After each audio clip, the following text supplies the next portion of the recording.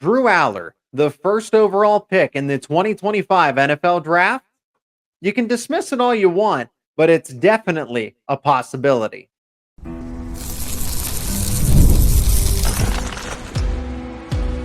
You are Locked On Nittany Lions, your daily podcast on the Penn State Nittany Lions. Part of the Locked On Podcast Network, your team every day. While it's not exactly likely as we sit here at the end of April in 2024, but in a year's time, things could change and Drew Allar can certainly be at the top for that number one overall pick in the 2025 NFL Draft. This is Locked On Nittany Lions. I'm your host, Zach Sako, and thanks so much for making us your first listen and watch every single day. We are free and available wherever you get your podcasts, including YouTube. And today's episode is brought to you by Monopoly Go.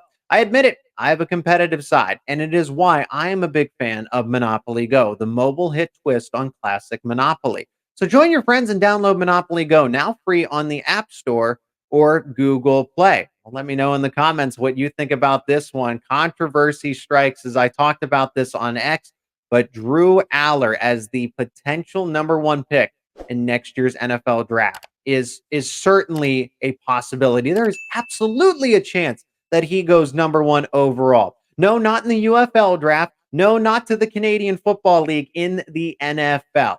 Vegas thinks so. So you might disagree with me, but do you disagree with Vegas? Probably, because Vegas has him as the fourth best odds to go number one overall, and then behind Shedeur Sanders and Quinn Ewers and Carson Beck. And those options make sense, but that would put Drew Allar as either the fourth overall pick in this case. Again, the fourth best odds to go first in 2025. Now, if Allar has a good season, he will enter the draft, right? Why would Allar be selected number one overall? Because he's the prototype for a franchise NFL quarterback. He is everything that general managers and scouts are looking for. Does he need to fine-tune some things? Absolutely. But when you look at his first season as a starter, he had a pretty good season to go along with the intangibles that you're just not going to be able to teach. Obviously, you're going to begin with the size, okay? Most NFL franchises prefer a quarterback that stands at, 6'5", 240 pounds. He's got the arm strength. He can hurl a football 80-plus yards. When Penn State did actually ask him to throw it deep, when they called plays to let him throw it deep, it is seamless the way that he can just chuck a football down the football field, which is why I don't understand why they didn't call more deep throws. And again, it makes you wonder, okay, why, what was going on with Mike Yurcich's offense when he was the offensive coordinator? Discipline. So this is the mental aspect of it. Oh, well, Drew Allar, his decision-making is questionable. He's not very good. He protects the football. Above all else, Drew Allar does not turn the football over. In the regular season, only had one interception. It was against Indiana, okay? You might say that he's scared to throw the football, or maybe that he knows he can protect it. He avoids pressure. He avoids getting taken down for the sack, and then he's not afraid to throw the football away and live to play another down. He doesn't put the football in harm's way. A lot of coaches, a lot of general managers are going to prefer that than somebody who just tries to force the football any which way possible. Allar doesn't make bad decisions. Does he make the best decisions all the time? No, because he's not perfect. But he doesn't make bad decisions, and he protects the football above all else. He lives to play another down. And then pocket mobility. Okay, everyone thinks that Drew Allar is a statue, and I've said this for almost a year now since watching him play. Allar is very good in the tight space of a pocket. For someone that is 6'5", 240 pounds, may I remind you, that he is able to move and shift around in the pocket, has very good peripheral vision. Is his straight line speed the fastest? Is he going to wow you with a 40-yard dash? Probably not. But for somebody at his size, the way that he is able to move, NFL franchises will value that. Now, why would he not be selected number one overall? And why is this unlikely? There aren't as many quarterback-needy teams going into 2025. We just saw 6 quarterbacks taken in the first round of the NFL draft. I mean, Michael Penix was selected 8th overall by the Falcons, who just signed Kirk Cousins. I'm not here to debate NFL teams' decisions, but there aren't as many quarterback-needy teams. I mean, I was really scraping the barrel to find, okay, what what fit would be best for Drew Aller if and when he enters the 2025 NFL draft. It's a loaded draft class with other quarterbacks. So these are a lot of circumstances that are out of his control. I mean, timing's everything. Drew Aller goes into an NFL draft where there's 6, 7 QB needy teams. I mean, the Giants didn't take one, but apparently they were strongly considering one, right? But this class for 2025 is loaded. I think this first round of talent could be a lot better than the one that just got selected in 2024. And I think the quarterbacks are maybe not on the same level, but Shador Sanders, Carson Beck, Quinn Ewers, Riley Leonard, Cam Ward, along with Drew Aller, that is a really good group. But just to name some of the other headliner prospects for 2025, Travis Hunter, which we all know because he's going to play wide receivers, he's going to play cornerback, he can be good at both, he can play both in the NFL, right? James Pierce of Tennessee, Mason Graham of Michigan, right? That has to be, he is probably going to be the first defensive tackle off of the board. So just to name a few guys. So if the quarterback needy teams aren't in the top 5, what are the chances again that Drew Aller would go number 1 overall? If there's a team that slides in there, like the Panthers, for example, with Bryce Young, maybe they have another high overall pick and they end up taking somebody that complements the team rather than a quarterback. Who knows? But it is worth trying to figure out what teams he could go to in next year's draft. I think the New York Giants make a lot of sense. I will see what Daniel Jones can do in a final season, and anybody, and who knows if it's his final season, but if the Giants want to make a change, if they were strongly considering JJ McCarthy this time around, what happens if Daniel Jones puts together another mediocre season? Clearly isn't the answer for them in New York, and I should say in New Jersey anyway, right? But the Giants definitely could be looking to move on from him if they decide that way.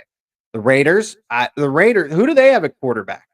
Who do they have at quarterback? Gardner Minshew, Aiden O'Connell, Drew Aller would certainly be an upgrade over either of them.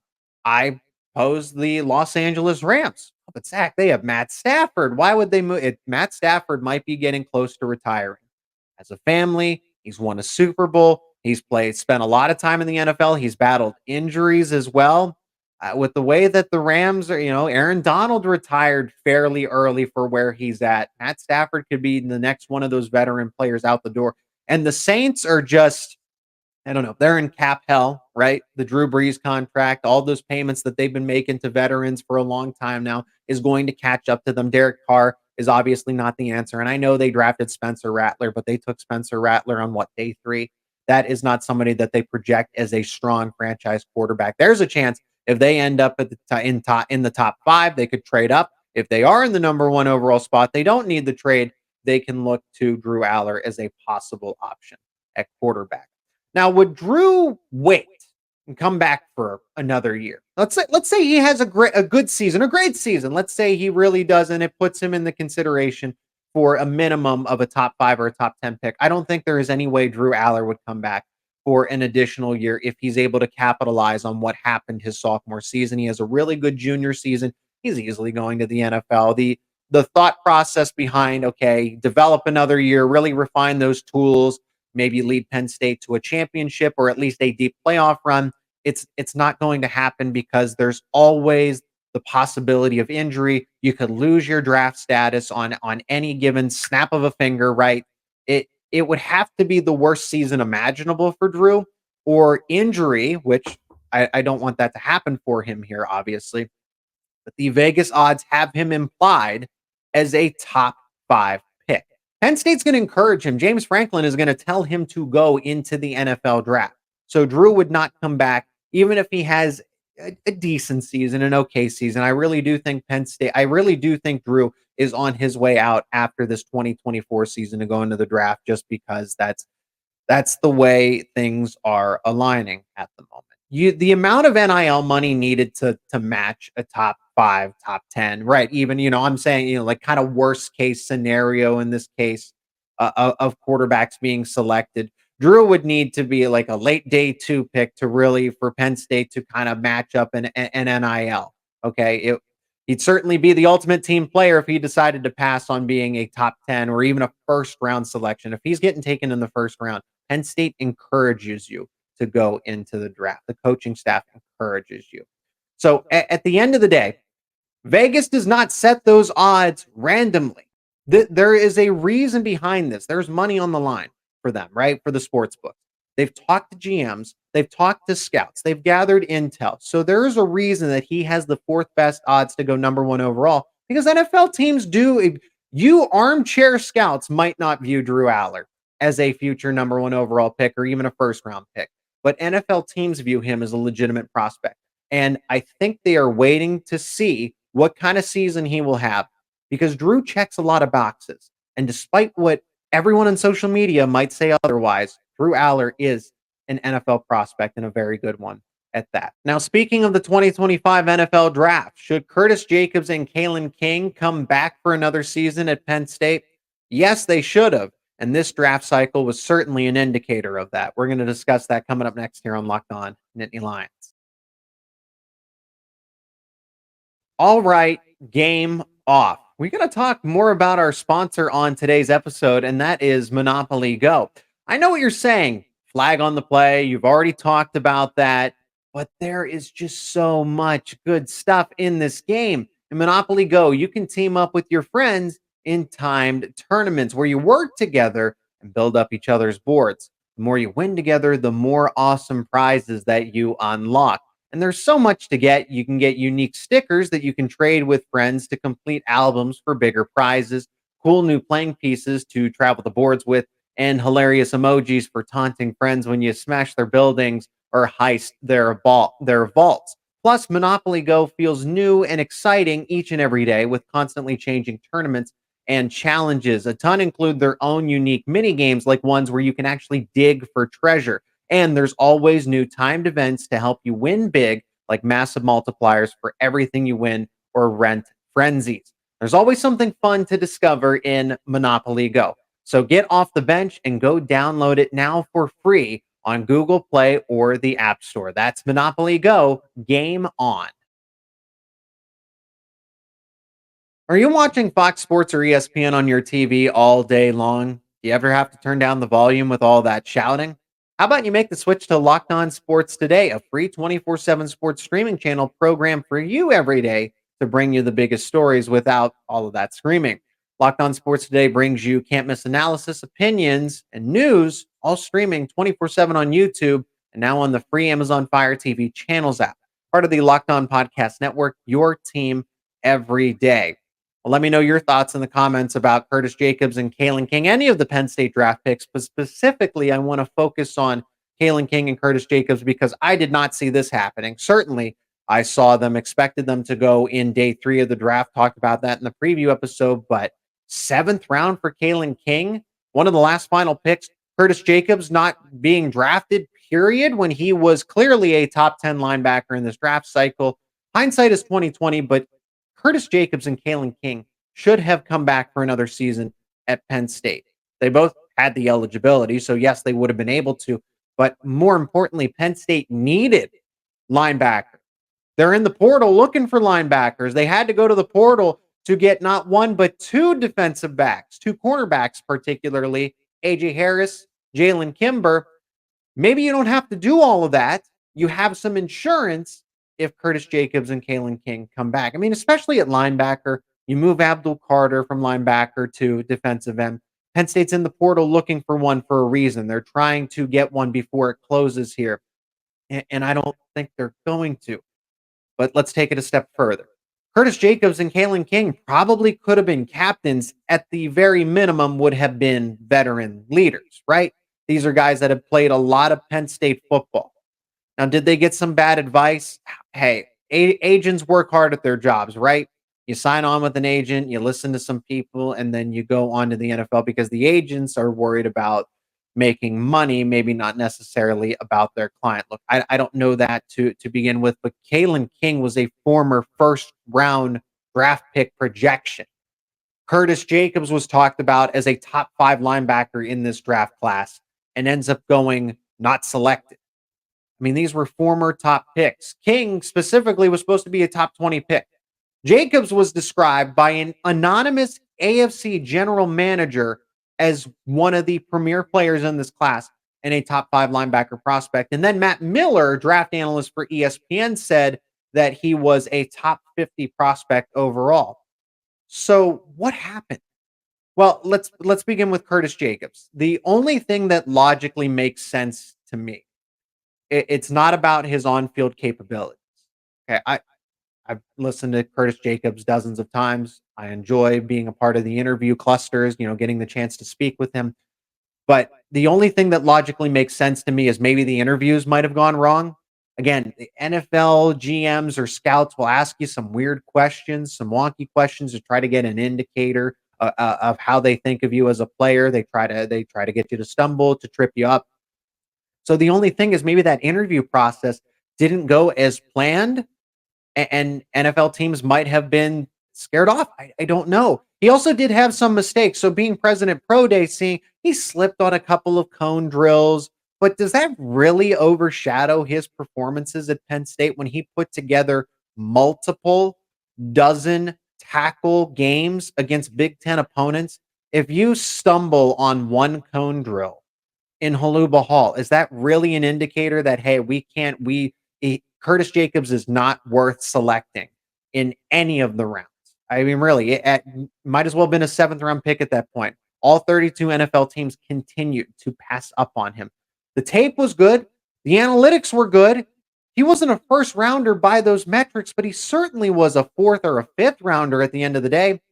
ESPN had him as the number 7 linebacker. I don't understand unless there was something behind closed doors that we're not seeing again. Those interviews, those one-on-one conversations with Jacobs, maybe NFL teams just didn't necessarily like his answers. That's the only thing I can logically put together, but obviously nothing to report here. And then for Kalen King, this one's a little more understandable. The tape was not as good as it was his sophomore year. Against comparable competition, it just wasn't that good. And when you look at the analytics, Pro Football Focus, he never graded out. I think it was one time, maybe one time he graded out as the best defensive back for Penn State. But all 11 other games that he played in, he did not grade out with very few good performances, and then as one of Penn State's better defensive backs.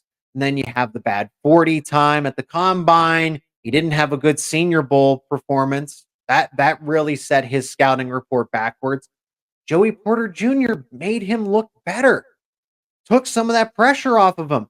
When King wasn't guarding number 1 wide receivers, he looked very good, and it looked like he had a lot of promise. But when he was, much different story. King is a very niche cornerback. I think Kalen King has a future in the NFL. I think Curtis Jacobs does too. I think a lot of these guys for Penn State that went into the pros do. But King is a press man cornerback, has great ball skills, but he's not going to be able to cover for a very long time, especially if those wide receivers are very good at getting off the line of scrimmage. He'll get interceptions if he can work on some other things. He does have a bright future in the NFL, but that is what's holding him back. And the Packers still felt like he was worth taking in the 7th round. Now, here's the silver lining of all of this. Both players land with 2 great franchises. The Green Bay Packers and the Kansas City Chiefs, specifically the Chiefs, because they're winning, back-to-back Super Bowls, right? But these two benefit from being in systems that understand winning. They have the tradition of it, right? This isn't recent like the Detroit Lions. The Green Bay Packers have a winning tradition. The Kansas City Chiefs have a winning tradition, right? And they're dominant. And both of them land in systems that understand discipline and what it takes to be the best of the best in the NFL. No new coaching staffs, no management and disarray and management, right? Everything's consistent, everything's unified, everything's lined up. You're going to franchises where you can succeed. Good foundations with like-minded people that are all working towards the same goal. Curtis Jacobs and Kalen King can very much flourish in these environments. And I think all of the Penn State players that went into the draft this year landed in ideal spots, whether that's with good coaching staffs or good supporting casts or just places where they can go and learn. I mean, from Olu Fashanu at the Jets all the way to, hey, Curtis Jacobs, Trey Potts, Hunter Norzad landing with the Kansas City Chiefs. It seems like almost every single Penn State football player that went into the pros landed in an ideal spot where their careers can be longer and succeed, as opposed to being in some questionable spots where they're going to be playing and starting their careers with the deck stacked against them. So kudos to everybody that was either signed or drafted this past weekend. Now, still to come are chicken baskets the solution to Penn State's NIL problems? Not quite, but it got me thinking. We're going to discuss that on the other side of this break. And today's episode is brought to you by FanDuel, the official sportsbook of Locked On. It's playoff time in the NBA and the NHL. Baseball's back in full swing, and FanDuel is the place to bet on each and every game. Right now, new customers get $150 in bonus bets. That's right, $150 in bonus bets guaranteed. That's $150, win or lose. You can bet on everything from slap shots to home runs to slam dunks. If you had the Timberwolves over the Suns in a sweep, you probably won big there too. You can bet on those types of games and series as well. All on an app that is safe, secure, and super easy to use. So what are you waiting for? All you got to do is visit FanDuel.com/lockedon. That is FanDuel.com/lockedon and make your first bet an automatic win. That's FanDuel, America's #1 sportsbook. And today's episode is also brought to you by Gametime. You got to download the Gametime app because buying tickets to your favorite events should not be stressful. Have you ever had a nail-biting moment trying to grab last-minute Major League Baseball tickets? Say hello to Gametime, the authorized ticket marketplace of Major League Baseball. Prices will drop as Gametime nears, making it easier and cheaper to score seats, better for you as the ticket buyer. Now, I've used the Gametime app myself. I've used it to buy tickets to Penn State games. I've also used it to buy tickets to MLB games and out of the area MLB games. You can find MLB tickets. You can see views from all the seats and get killer deals. You can grab last minute tickets up to 60% off, or you can take advantage of exclusive flash deals on select seats. Plus, there are zone deals that will let you pick the section, and Gametime will pick the best seats available for you. With upfront all-in pricing, no hidden fees, and a Gametime guarantee, if you find cheaper tickets elsewhere, they'll credit you 110% of the difference. And they also offer event cancellation protection as well. Ditch the guesswork. Elevate your game day with Gametime. Download the Gametime app, create an account, and use promo code LOCKEDONCollege for $20 off your first purchase. Terms apply again. Create that account. Download Gametime today. Last-minute tickets, lowest price, guaranteed. No, chicken baskets won't boost Penn State's NIL funding, but you know what can? More concerts at Beaver Stadium. And if you're not already, become an everydayer. Subscribe to Locked On Nittany Lions on YouTube and wherever you get your podcasts for the latest conversations around your favorite Penn State sports teams. And I want to give a shout out to Eli. Eli, I was at the Luke Combs concert, and Eli came up to me, introduced himself. Eli, thank you so much for being a supporter of the show. I really appreciate the kind feedback that you gave me about the channel. So thank you to you, Eli, and everybody else that supports Locked On Nittany Lions. And in this final segment, if you want to know how Penn State can increase its NIL funding, it's not through chicken baskets. Had a bit of a viral post that at least started a conversation about what Penn State can do with events like the Luke Combs concert at Beaver Stadium. So no, chicken baskets will not boost Penn State's NIL. One, because these funds cannot directly go to players. It is school revenue, and the NCAA actually has rules against that they intend to enforce. But I'm glad I could use that as a bit of hyperbole. So now that I have your attention, now that we are all here, let's think about this. Okay. 80,000 plus, right? Roughly 80,000 people were at the Luke Combs concert. And if every single person that attended the Luke Combs concert, 80,000 people, bought a chicken basket, that would be $1.2 million in upfront initial revenue. Okay, so no cost factored out. If you want to do that math with me in the comments, that's fine. Let's figure out the labor, the shipping, the costs of everything that goes into a chicken basket and what Penn State's net profit would be from each of them. But that's the point is that look what could be generated when 80,000 people in an event outside of Penn State football season can generate $1.2 million in profit of a random estimate here. It's not about the chicken baskets. It's not even about the Luke Combs concert specifically. It was a great performance. I enjoyed the time. I thought it was pretty cool that there was the second ever concert in Beaver Stadium. But Penn State was able to get 80,000 plus people to Beaver Stadium outside of football season. And that's 80,000 at the concert. What about all the people that came to tailgate that didn't even go to the concert because of whatever weather, ticket prices, whatever have you, right? And then all the people that came to downtown State College, all of that commerce that was created. That's 80,000 plus opportunities to benefit your NIL initiatives, whether that's different merchandise sales, you have donation information booths at these kinds of events, you have more meet and greets. Somebody show me, because I don't think there was a coordinated meet and greet for anything. Football, men's basketball, wrestling, whatever, any of the sports. You had a baseball game on that day. But somebody showed me, because I think that's a huge missed opportunity if that wasn't the case. Again, on a Saturday, late April, bad weather, and you still had that many people show up to State College. People tailgated all day. Penn State was able to manufacture an event like this. You can use these kinds of events to capitalize on NIL, and that's my point. Not about the chicken baskets, not even about the concerts, but these events that you can manufacture and not only make dollars, make profit off the event itself, but you can have NIL things on the side to help out that initiative as well. It was cold. Who's to say that Penn State couldn't have sold merchandise, throw blankets, right? You got to stay warm, sweatshirts, right? All that type of stuff. You could have sold hundreds of throw blankets at Beaver Stadium. My point was never about the chicken baskets, even though they're really good. I had one myself, and it seems like a lot of other people enjoying them as well at the concert and on any other football game day. But it is about the fact that Penn State, with whether that's Beaver Stadium, Bryce Jordan Center, not to the exact extent, but Penn State can create these large scale events outside of football, and its NIL plans can benefit from this as long as they coordinate it properly. You can do so much with this.